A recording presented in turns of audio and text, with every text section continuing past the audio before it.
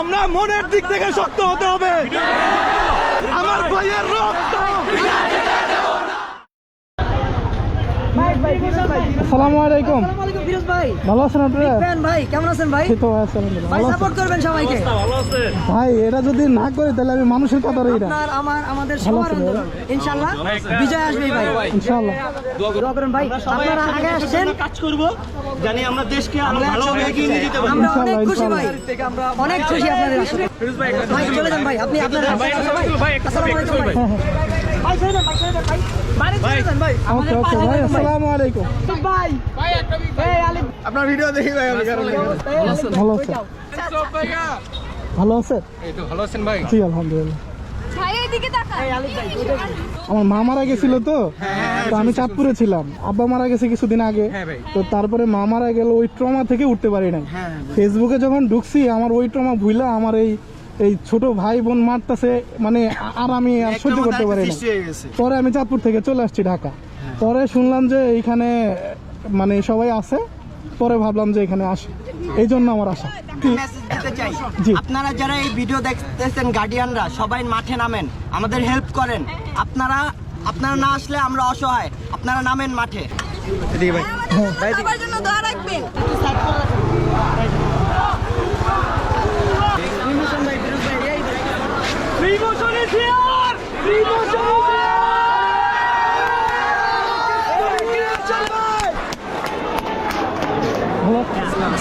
বাইরের সামনে নিয়ে যাও, বাইরের সামনে নিয়ে যাও।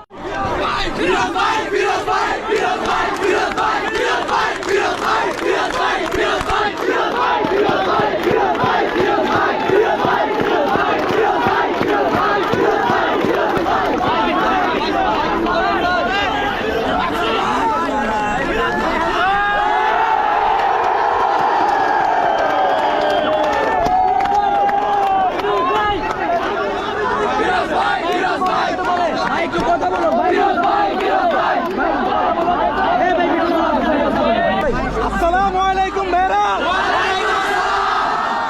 সবাই সুস্থ আছেন তো?